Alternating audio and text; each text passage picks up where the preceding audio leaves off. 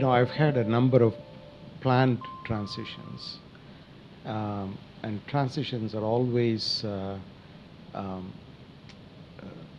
interesting and can be uh, somewhat traumatic, especially if it involves other people who uh, are not going to be the direct beneficiaries of the time. For example, your children. They may not understand your job benefits because they are only 7 years old or 8 years old, and so that's one item. The second is you always take a risk whenever you take any transition. You take a risk. Sometimes you don't know the magnitude of the risk, and that's when it gets very exciting because the potential rewards can be very high if the risk is also very high, but the downside can also be very high. So I'll give you one example of this. This was when I was Dean of Engineering at MIT.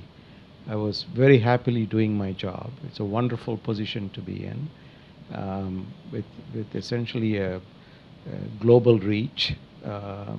And um, I was in my office one morning, and my assistant came running into the office and said, somebody from the head of the presidential personal office from the White House wants to talk to you now.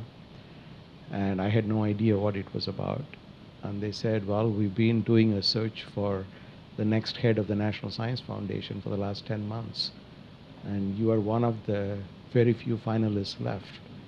And the purpose of this call is to ask you, if the president offers the position, would you take it? If you say yes, tomorrow you're going to have the interview because we have few finalists. And this came totally out of the blue. And uh, the interesting part of that particular transition is that's probably the biggest transition I would have ever had. I didn't seek the position. I did. My response was, the president of the U.S. offers you the position. What am I going to say? No. But I did say I will talk to my wife first and see if she wants to move. And I did. Then I called them back. So that was one. The second point about that particular position is all the president does is agree to nominate you. And then you have to go through a whole security clearance. Then you have to be confirmed by the US Senate with an unknown outcome, and not everybody who's nominated is confirmed, over an unknown time frame, while you're trying to do a job. In my case, I was running 40% of MIT as Dean of Engineering. So that's the second risk in that particular transition. And the last one is I did get confirmed. So I had to resign from a job that I was very happily doing. I had to relocate. We had 2 households, and I took a huge pay cut by factors of several times. And you do all this. This is national service. And I was told I cannot oversee students. I cannot manage my research budget. And I had to transfer everything. So it was a major disruption. And then I found out on my second day in the job that all of the U.S. operations in the continent of Antarctica report to the director of the U.S. National Science Foundation.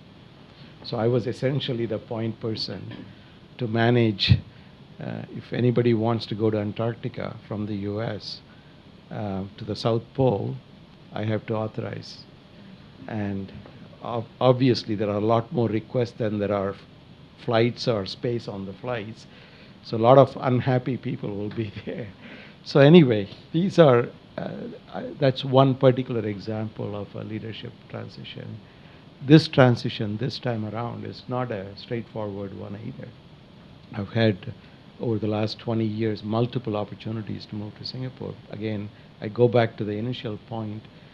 You have to be at the right stage in your career. Your family has to be at the right age.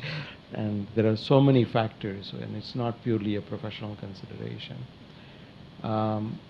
One thing I would say, just to conclude that point, is Uh, the sometimes you make a decision to move, and sometimes you make a decision not to move, and both have huge consequences, positive and negative. And I've seen that. So I would uh, I would take the yes decision as seriously as I would take the no decision.